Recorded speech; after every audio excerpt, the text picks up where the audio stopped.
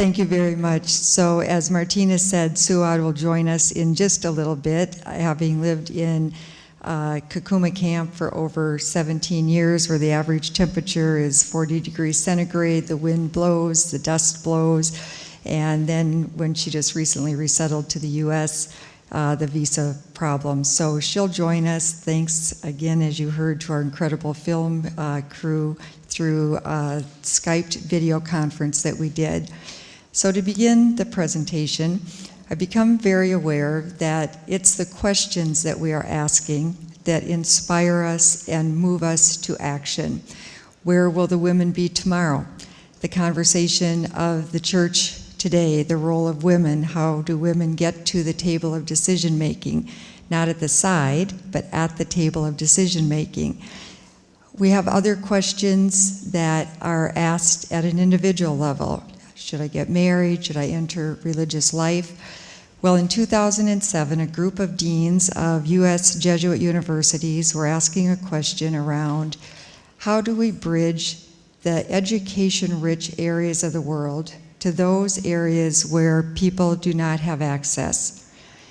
That question led to a conference, and Father Michael Smith, a Jesuit with Australia Catholic University, attended, and Michael had just come from a refugee camp on the Thai-Burma border. He described meeting people so bright, so intelligent, standing around watching their lives go by, literally standing, watching their lives go by. And he asked a very simple question: isn't there something we can do? At the time, I was the dean of a school with undergraduate through doctoral programs at Gonzaga University.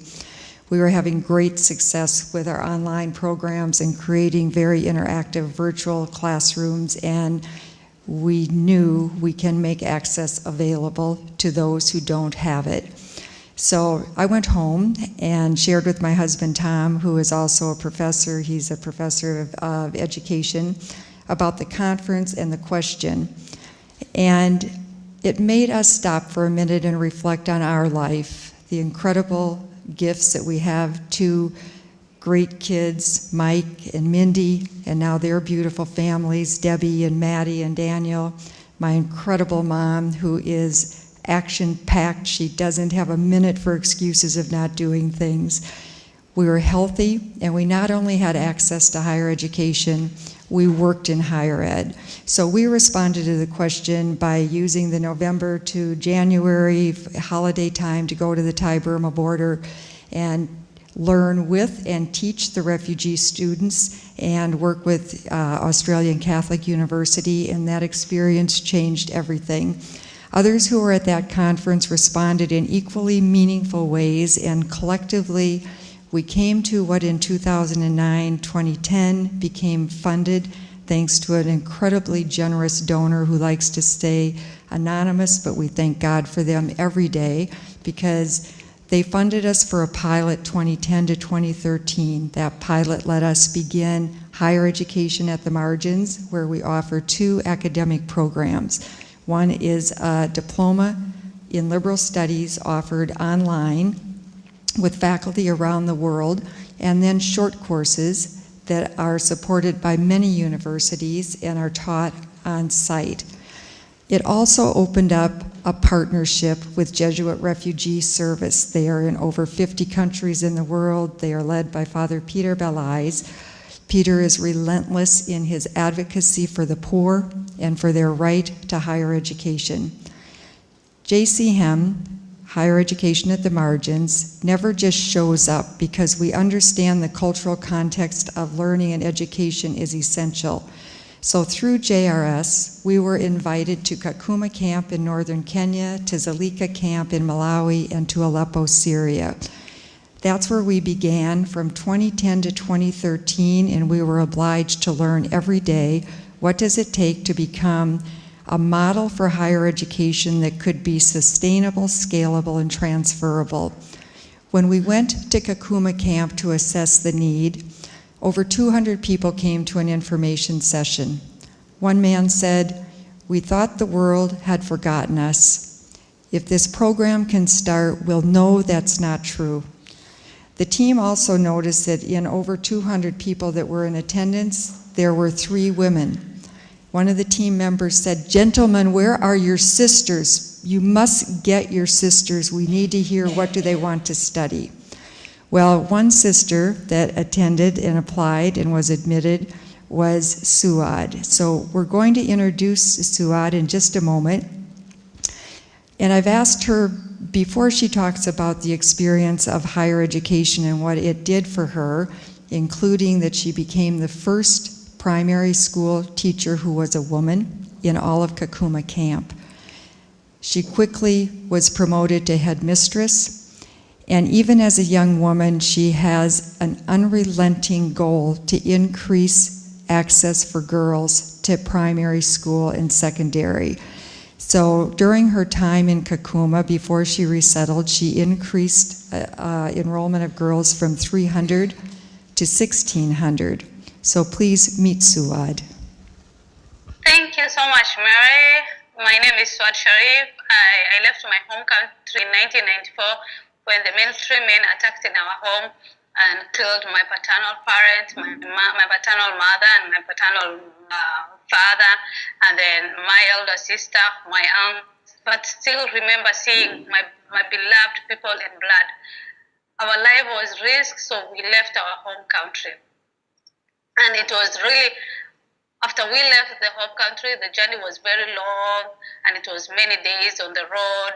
Then we arrived in Kenya.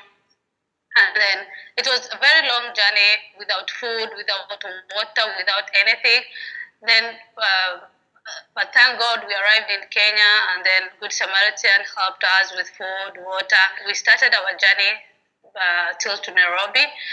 Then when we came to Nairobi, we have been going every day to the UNHCR to see if they can provide for us a house or anything where we can stay. After some time, I used to see children going to school every time, but I used not to go to school because my parents lived in a small room where they were not able to even to pay the rent. So I always used to wake up early in the morning and then stand in the window and see them, like children with uniforms, very beautiful dress, and then going to school. And I was, oh my God, when will I ever be like them? When will I ever wear those uniforms and go to school and take those books? To tell my parents, please, can you take me to school even for a minute, so that I just see the school, and there was we can't provide the fees, we cannot even pay the rent, so live about those fees, which is a lot of money. So it was really very hard, and I used to cry a lot. But after staying for a couple of some months, then we moved to Kakuma Refugee Camp. UNHCR has relocated us to Kakuma Refugee Camp. Kakuma Refugee Camp was a very harsh and a risk place too. But books and everything you were supposed to pay for yourself. So it is and the school was very far from where we were. So every time again, I used to tell my mom, I want to go to school and be like any other child. I want to see them. I want to see them going to school and having those uniforms. And then my parents will tell me, okay, you will go, but then not at this time. Let us first maybe have a shelter, and then where we to stay, and then we will go to school. But then also getting education where the schools was very far from where we stay. I used to tell my parents again, please, can you take me now? There's no fees. But then they used to tell us, we cannot buy for you books, we cannot buy for you pesos, and something like that. After some times, a man came and said that he is able to provide for us everything, like books and pens and everything, because we were 5 kids. And then he said he can provide for us, and then we thought he is very good Samaritan. The man who used to pay for us, after some time when I reached my high school, that is when I was 10th grade, the man said that he needs all the money he used to pay for us, the whole primary education, elementary, middle schools, and then I was in high school, or he needs some exchange account to be given. And I was the oldest girl, so I was like, oh, what? I still want to continue with my education. I can't be able to get married now. I begged my parents, I begged my mother, and I told them, if he needs money, maybe let me finish my studies and I will pay everything when I'm done with my studies, because I can get a good job and then I can pay him wherever. I had the hope that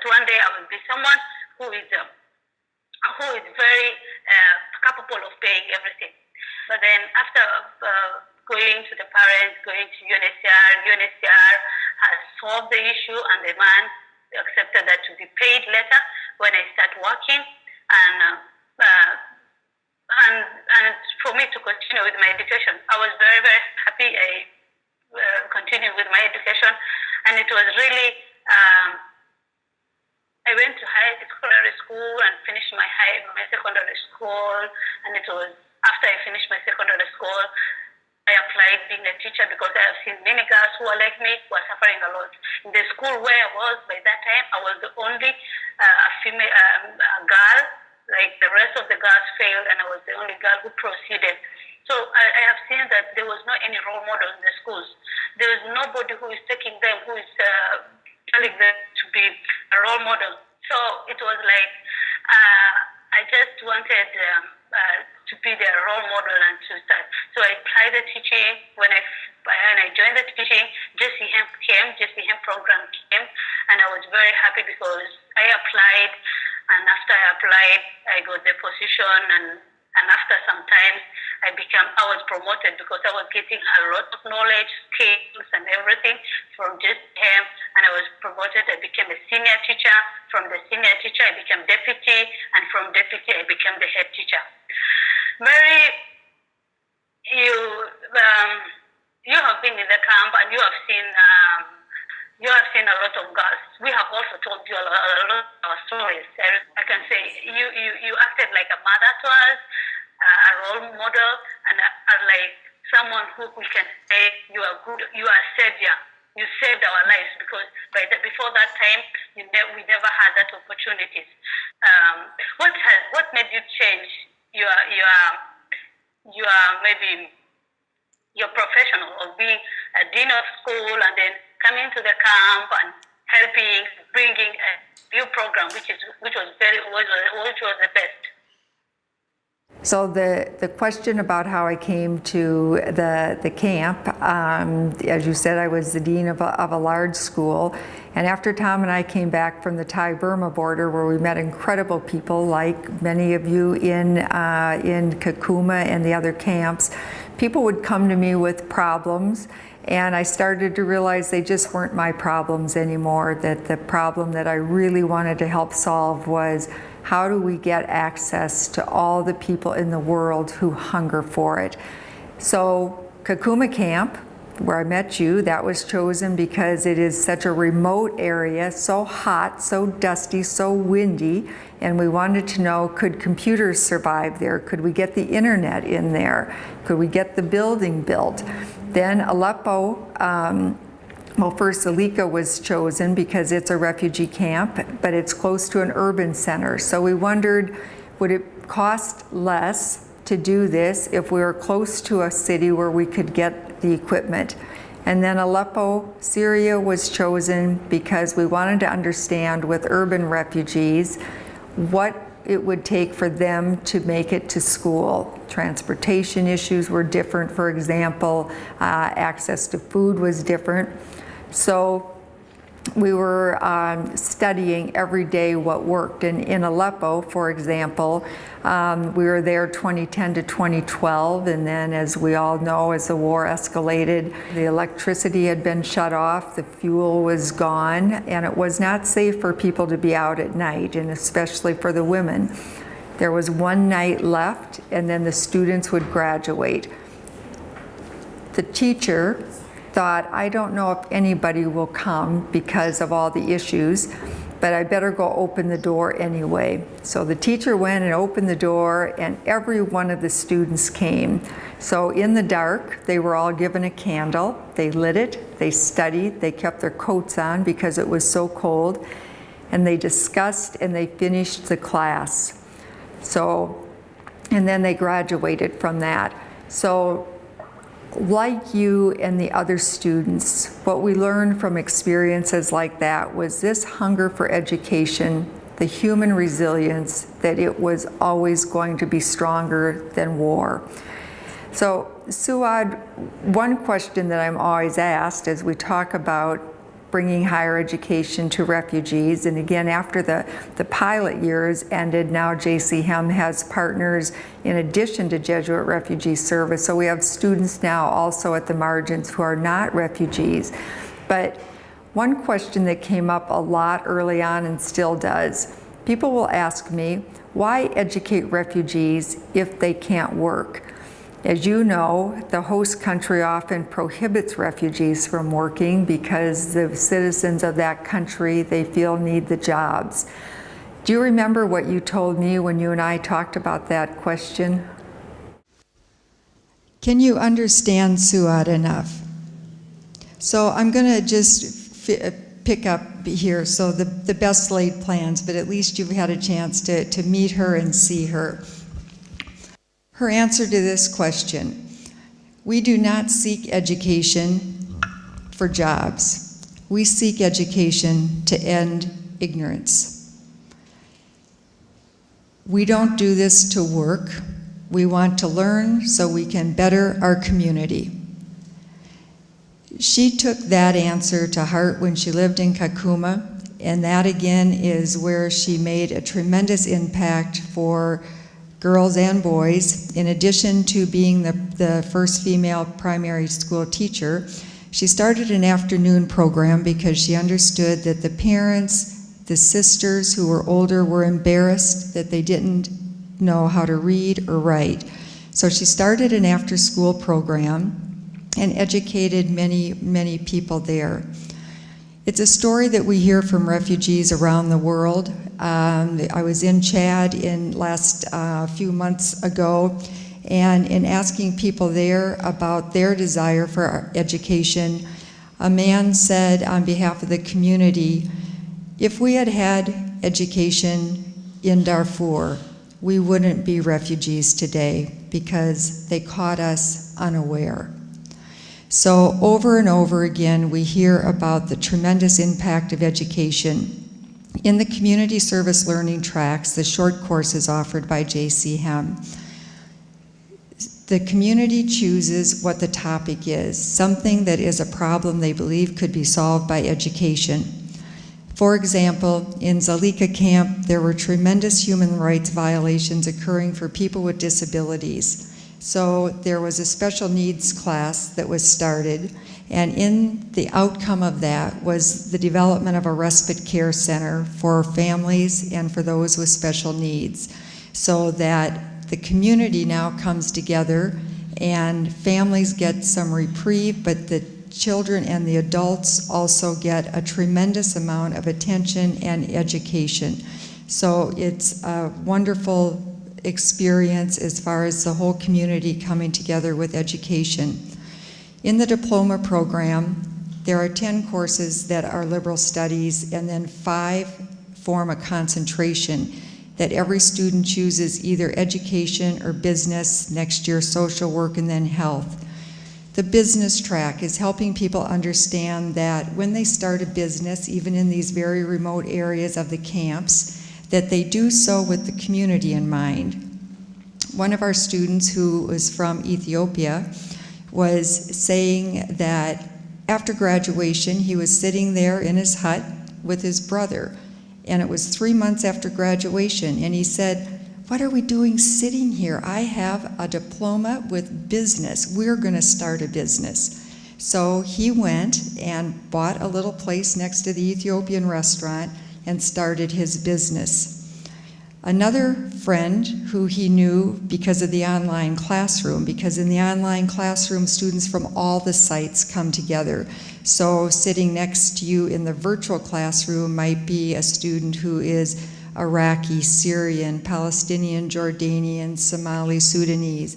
So they share with each other. Well, a student in Zalika said, I wondered in the business entrepreneur class, would I ever be an entrepreneur?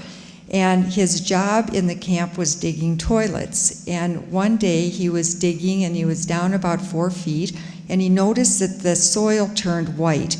So he started to put that into a bucket, and he took it home and he mixed it with water and he painted the outside of his house to see if it'd work.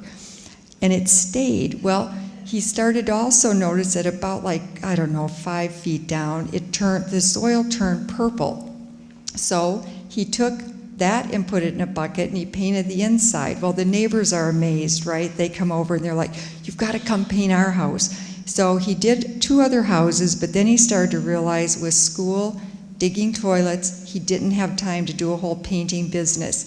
So he bought 150 buckets and he filled half with white and half with purple dirt. And he now has a paint business in Zalika camp. So the question of why educate refugees. Sometimes I think people from an external view think, how would we ever create enough jobs? But we don't have to. It's just what Suad said that you maybe couldn't hear, but that's if you educate us, we will find our own way to do this. So it is that education that's encouraging people and allowing people then to start a very different livelihood. One of the questions Suad and I wanted to share with you, though, was also on a more difficult level, and that is, what is it like for girls to get an education? In the Somali population, the percentage of women who even get to primary school is very small. Suad and her family were ostracized because her dad insisted his daughters and his sons would be educated. In the intro that you couldn't maybe hear all of the words, what Suad described was that as a young child when they left Somalia, she was about 4 years old, and her memory is of blood. The rebel group came in, they killed her older sister, they killed her paternal grandparents, and the rest of the family had to flee. When they made it to Nairobi, they met UNHCR, and she used to stand at the window and cry because she would see the girls going to school in their uniforms. And she would say to her mom, "When do I get to get the uniform?" So one day, they finally made their way up to Kakuma camp, and when they arrived at Kakuma, she described she continued to cry, "Mom, I want to go to school, I want to go to school." So the family had 9 mouths to feed. They could not afford the tuition. So a man came and said he heard about their plight and he would help them. So he bought the books, paid the tuition, and Suad and her brother Abdulkarim went on to school until she got to high school. And the man came back and he needed the money back. And the family said, "Well, we thought it was a gift. We don't have the money." And he said, "Fine, I will take Suad." So she was shocked, and her mom, and they didn't have the money. So she continued to cry and beg that she would find a way, if she could finish her secondary school, to make money and pay him back. He wouldn't have it. So they finally made it to UNHCR, to the advocacy groups, and JRS is incredible with this as well. They gave her protection. She was able to finish secondary and come into higher ed. Suad's story is one of a happy ending, even though it was a traumatic time. Other girls are not so lucky. Suad asks me when we go on with our conversation what touches my heart about some of the stories of the other girls. One girl in Suad's class described being 12 years old and walking from South Sudan to Uganda, where she encountered a family member, an uncle, and she begged him, please let her go to school. So he said he will pay her tuition if she'll work at the family guest house. She kept waiting for when will this day be. One day she goes in to clean a room, she hears the door lock, and she's forced to marry an older man. It took her some time to escape, but she knew there was education in Kakuma. This hunger for education is so real. She finally escaped. She made her way to Kakuma. She finished secondary. She came into our program. In the first class, our students go through what we call turning points, because we use an Ignatian pedagogical model.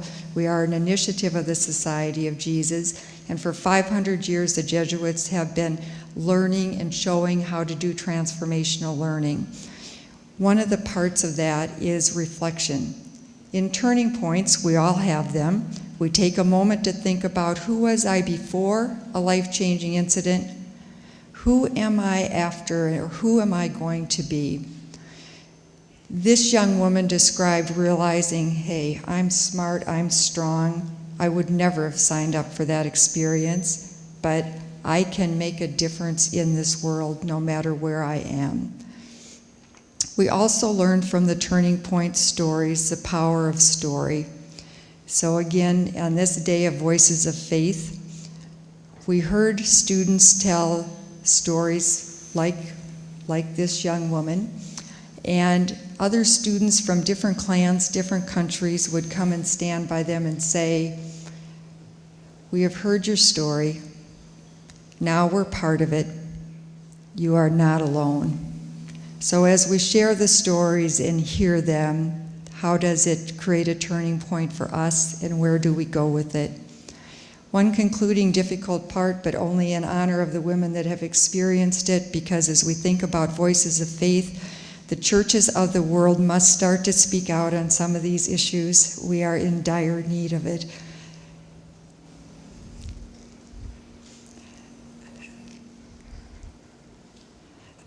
So the stories of the women are very difficult to hear, but we honor them and we can be with them in that way.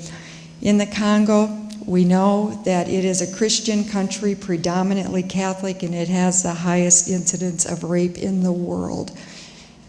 We know that every place in the world when there is an outbreak of conflict, that rape is now a strategic weapon of war. It's not a surprise. It traumatizes the woman, it demoralizes the husband, it destroys the family, and thereby destroys the community.